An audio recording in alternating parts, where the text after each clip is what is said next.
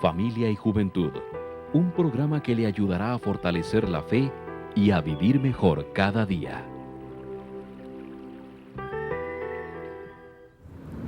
Muy buenos días, queridos amigos y hermanos, que el Señor me los colme de muchas bendiciones.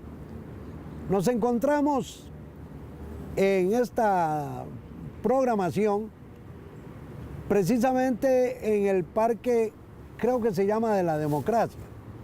Tenemos un lago y al otro lado de la carretera, quizá ustedes ven el tránsito, hay otro lago. Esto es cerca de la rotonda de la Y. Parque de la Paz, ya me rectificó Walter, gracias Walter. La Democracia es la que está ya recuerdo, por el cuartel de artillería. Aquí es un ambiente acogedor, agradable, mucha gente viene a trotar, otros vienen a echar sus anzuelitos ahí en los lagos, supongo que hay ahí trucha o alguna tilapia o alguna cosa de esas debe de haber porque pasan horas y horas pescando. Y nosotros esporádicamente venimos a grabar aquí estos programas. Walter Figueroa, nuestro productor, es quien nos escoge la locación. Y estamos muy contentos. Lo que queremos es que ustedes vean que perfectamente, particularmente la gente que vive en el gran área metropolitana, podrían un domingo con sus hijos, tal vez no llueva muy temprano, alistan los huevitos duros, las tortillitas, el atuncito, los frijolitos molidos, unos sanguchitos y se vienen para acá, traen una bola de fútbol, mejenguean un ratito, los niños están viendo los lagos, la cantidad de palomitas que hay por acá, palomas de Castilla y algunos otros animalitos que andan por ahí y pasan un domingo muy, muy agradable. ¿Por qué no? ¿Qué nos va a costar? Nada, y si vienen en carro, pues lo parquean bien. Es más, los días domingos hay quien cuide allá afuera. Los domingos hay incluso caballos. Pueden montar a los pequeñitos en caballo, darles una vueltita. Hay quien viene con papelotes, con cometas. ¿Y por qué no puede ser venir a disfrutar un rato? No creo que salga más caro de lo que nos vamos a comer en casa, puesto que venimos a comer aquí. Una invitación que les hago, pues porque puede ser un domingo diferente y bonito, sin lugar a dudas, bonito. Me llamó, como me llama siempre poderosamente la atención, un versículo del Salmo 27, precisamente el número 1. Dije yo, qué interesante, ¿eh? David, autor de este salmo, ha de haber vivido dentro de su vida, incluso cuando cayó en el adulterio, una situación de desesperanza espantosa, siendo como él el ungido por Dios para ser el gran rey de Israel. Fíjese, es el Señor Jesús por su padre adoptivo, descendiente de David, porque José es del estirpe de David.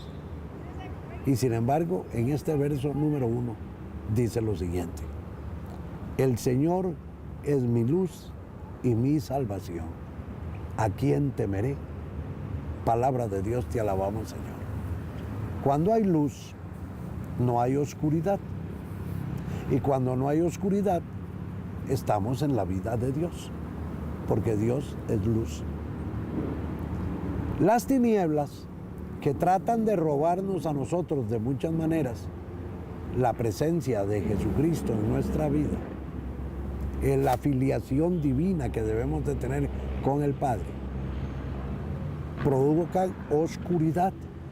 Y cuando andamos en la oscuridad, fácilmente tropezamos.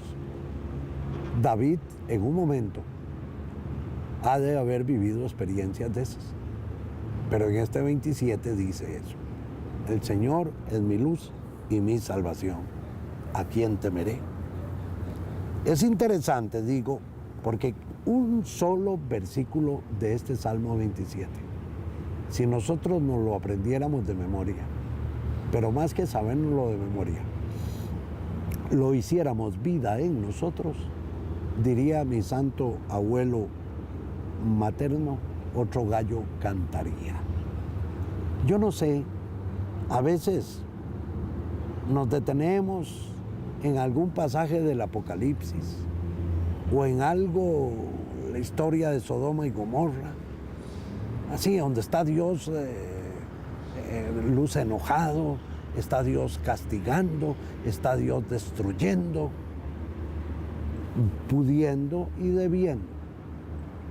En los momentos actuales particularmente, sin desconocer lo que toda la palabra dice, pero aprovechar para aprendernos frasecitas como este. Usted sabe lo que es que usted le pueda decir a un hijo suyo que va tal vez a una prueba médica o que va tal vez, ¿por qué no?, a unos exámenes, decirle: acuérdese, mijito, que el Señor es nuestra luz y nuestra salvación. ¿A quién vamos a temer? Yo le garantizo que ese muchacho se va muy tranquilo, muy seguro a sus ejercicios, a sus pruebas, a sus exámenes. Es una pregunta que yo me hago. Si no estoy yo en la confianza de que el Señor es mi luz, es mi salvación, entonces, ¿dónde puedo yo encontrar refugio? ¿Dónde puedo yo encontrar consuelo? ¿Dónde sé que a pesar de mi fragilidad humana voy a encontrar la fortaleza que dimana de Dios? Solamente en el Señor. Y por eso estamos constantemente invitándoles, y por experiencia propia, a que el Señor Jesús se convierta en el pilar de sus vidas. Hay, amigos míos, un matrimonio que no vive a Cristo en medio. Llévalas de perder. Un matrimonio, empero, que tiene a Cristo como su Señor, va a lograr aquello que se ha propuesto. Sin lugar a dudas, lo va a lograr. Es interesante, luz, salvación y seguridad de que nada nos va a suceder. Todos nosotros, como hijos de Dios, podemos confiar plenamente en el Señor. Debemos de confiar plenamente, particularmente en las promesas que a través, no solamente de este salmo, sino a través de las Sagradas Escrituras, vamos nosotros descubriendo. Es más, hay libros que nos hablan de las promesas del Señor. Y el Señor no va a quitar sus promesas. Pasajes de personajes que vivieron en el temor, en la depresión, en la angustia. Vamos a encontrar muchos. Y sin embargo, vemos cómo al depositar su confianza plenamente en que Dios estaba a la par de ellos y les ayudaría, ellos salían airosos. Hace unos días recordaba, toda vez que en el ágape matrimonial hablamos de esta mujer, Ruth, la nuera de Noemí. Lean el libro de Ruth para que vean. Quien siendo pagana, porque era moabita, llega a decirle a su suegra: tu Dios será mi Dios y tu pueblo será mi pueblo.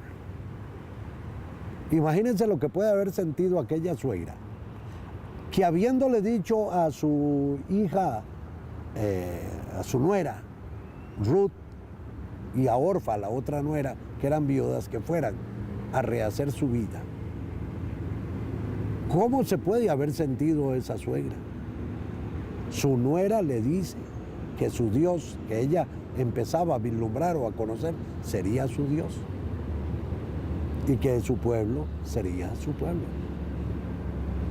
Ha de haber sentido aquella mujer que en un momento dado, cuando regresa a Belén, le dice a la gente que no le digan Noemí, sino que le digan Mara, que quiere decir amargada, porque había perdido al esposo, había perdido a los hijos, perdió una nuera orfa con la anuencia de ella, le dijo que regresara a su pueblo. Y regresa con Ruth, que a la sazón es pariente del Señor Jesús, porque aparece como una de las mujeres en el árbol genealógico de Jesús. Una pagana. Pero esa manifestación es decirle a la suegra: creo firmemente en que el Dios que tú vives, en que tú crees, es el Dios único y verdadero. Y creo que el pueblo del cual tú vienes, que es el pueblo hebreo, es el pueblo seleccionado por Dios. Y creo firmemente en eso. Llegar a ese grado de certeza es lo que nos hace falta hoy. Tenemos a veces, hermanos míos, una fe tan tambaleante como, ¿y si no me escucha? Pero usted cree, hermana, le dije a aquella señora, que Dios es sordo. Pero si es que yo le pido, ¿pero por qué solo pedirle y pedirle? ¿Por qué no le damos? Y le damos y le damos. Tenemos tanto. Y seguía yo ahí, en ese tránsito por mis sagradas escrituras. Y de repente, ¡qué belleza! Caí en el libro del Génesis y me encontré con un personaje que a mí particularmente me llama mucho la atención. Y es José, no el esposo de María, el José del Antiguo Testamento. Fíjese que el libro del Génesis, hay que leer todos en el capítulo 37 y siguientes, pero particularmente la historia nos la narra ya por los versículos 38 de este capítulo 37. Es aquel muchacho cuyo padre lo amaba profundamente y que sus hermanos fingen que ha muerto, llenando la túnica de sangre de algún becerro que mataron por ahí. Su padre entra en una gran tristeza, le queda a su hijo menor Benjamín. Ve. Pero resulta que estos hermanos envidiosos se lo venden a unos mercaderes que van para Egipto. Y allá José, el jovenzuelo hebreo, es vendido. Y llega, por designios de Dios, a la corte de Faraón. Faraón tiene un empleado de confianza llamado Putifar, que tiene una esposa bella, que se enamora de José. Y llega a acusarlo de una manera inicua de que José había intentado faltarle al respeto a ella.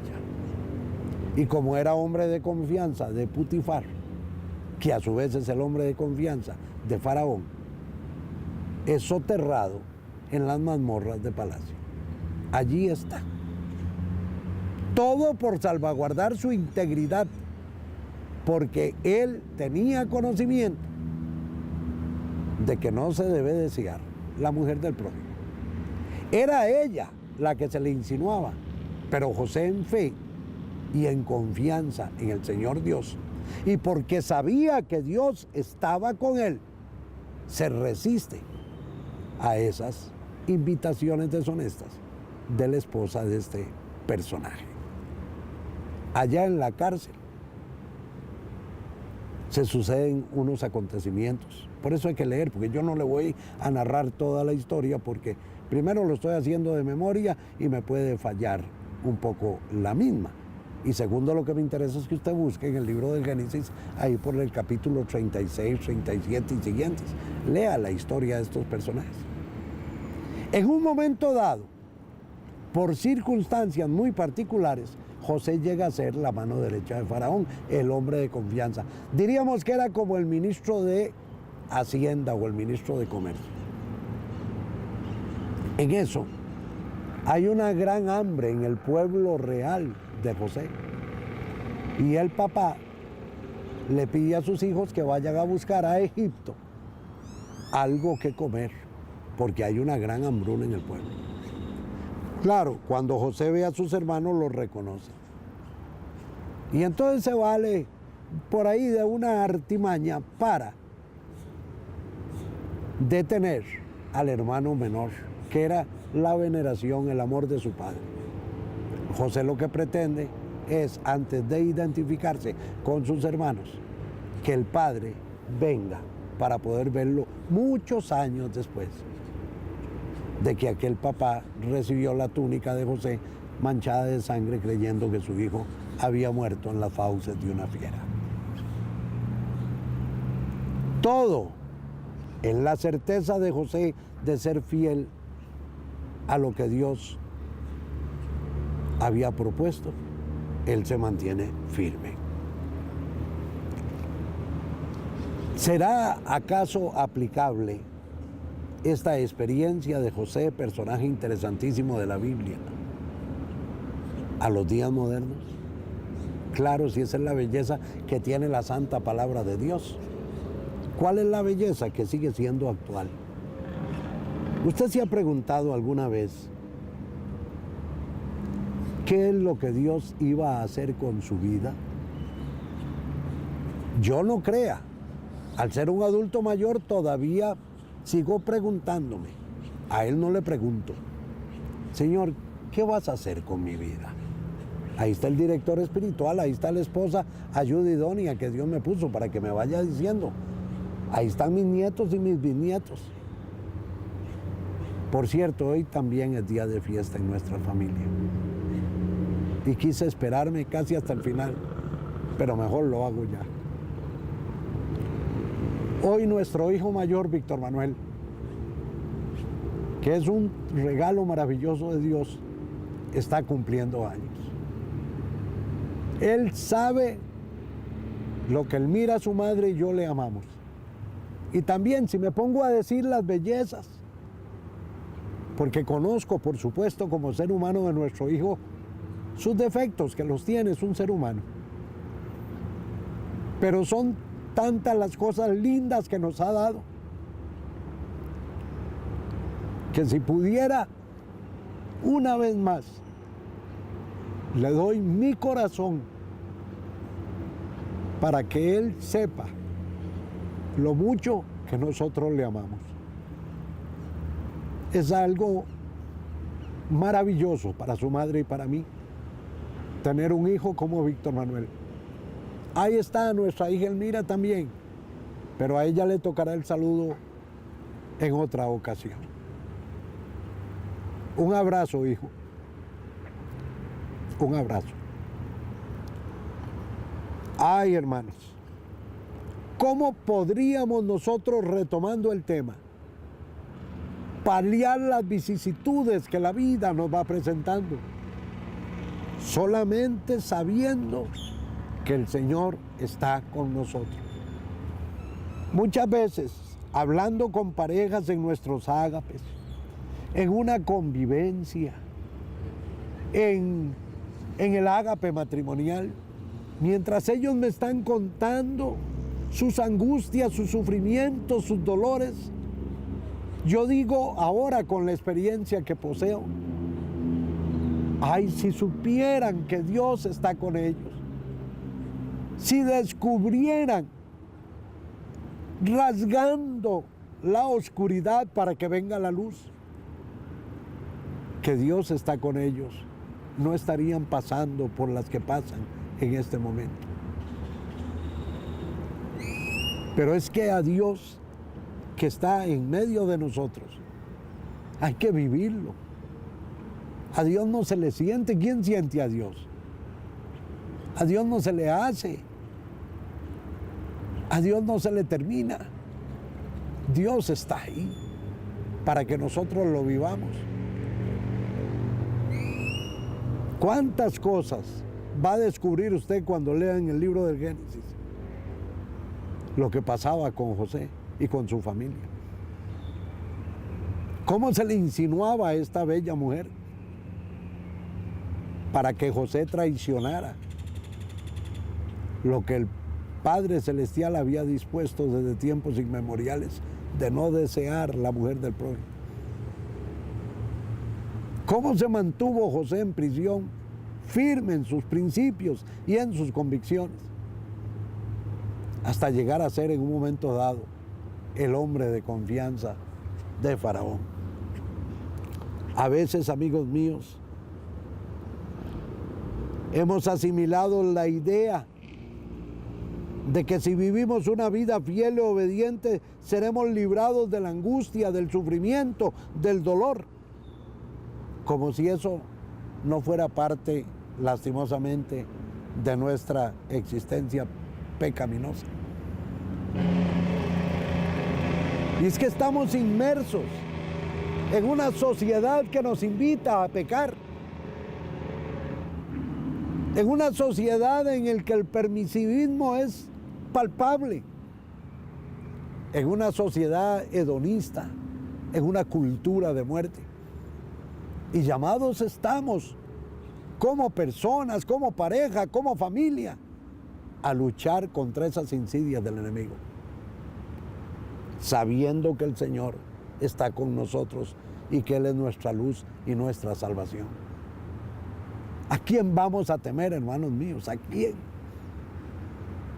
Como dice Pablo, ¿qué nos apartará del amor de Cristo? Ni la angustia, ni la tristeza, ni la desazón, ni la pérdida de trabajo, ni el hambre. ¿Qué nos va a apartar del amor de Dios? Se necesita tener esa confianza para poder salir airosos en los tiempos actuales de las cosas y vicisitudes que se nos van presentando. Hay ideas, hay pensamientos que no son de Dios. Hay pensamientos que ni siquiera aparecen como algo escrito válido para nosotros, como es la Santa Palabra. ¿Quién dice que Dios quiere que nosotros andemos decaídos, desesperanzados, desilusionados? Si Él es nuestra luz, nuestra fortaleza. Si sabemos que Él está en medio de nosotros. Yo muchas veces me he preguntado, Víctor, ¿a qué venís a la misa? Voy porque es mi deber asistir. Voy como una señal de agradecimiento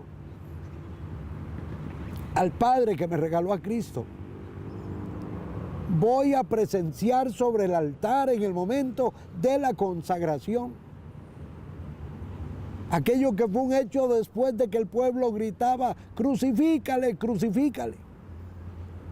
Voy a ver cómo la sangre del Señor es derramada allí para remisión de nuestros pecados. Y voy, muchas veces he sentido hasta indigno de acercarme a recibir a mi Señor. Pero Él se hizo pan para que yo lo comiera, igual que usted y que usted. Voy por necesidad, no por cumplir, porque no cumplo nada. Voy porque sin Cristo mi vida no tendría sentido. Voy porque Cristo me ayudó a recuperar lo que amo, mi familia, mi dignidad de persona perdida, pisoteada, a mantenerme firme en mi negación a la ingesta de bebidas alcohólicas, siendo como soy un enfermo alcohólico en recuperación. Voy para nunca más volver a mentir, porque sé que el Señor está conmigo y no tengo por qué mentir. Voy para poder, llenándome de amor, tratar de dar un poco de amor, que es lo único que puedo dar. Un error muy común es acordarme de Dios cuando tengo el agua al cuello. No. Al contrario, a través de saber que el Señor está conmigo, con nosotros, y que Él es la luz y nuestra salvación, y sin temor de ninguna especie, vamos seguros poniendo nuestro pie en donde Él puso la suya. Su huella está ahí. Es cuestión de echarnos la cruz al hombro y seguirle para por lo menos ser discípulos de Él, que ojalá algún día lleguemos apóstoles. Si el Señor está con nosotros, hermanos míos, ¿quién contra nosotros? Usted quiere solventar las situaciones difíciles de ustedes como pareja, metan a Cristo allí. Métanlo allí, tengan la certeza de que Él no se va a ir salvo que ustedes lo echen. Él está allí, siendo nuestra luz y nuestra fortaleza. y nada, absolutamente nada, nos va a pasar. Pero cuando en su mente empieza a entrar la palabra separación, empieza a entrar la palabra divorcio, yo no le puedo garantizar nada. Pero hay unos hijos que merecen que papá y mamá se amen en Jesucristo el Señor. Soy Víctor Cordero de Familia y Juventud.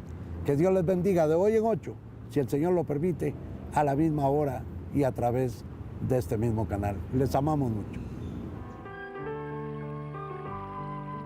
Familia y Juventud, un programa que le ayudará a fortalecer la fe y a vivir mejor cada día.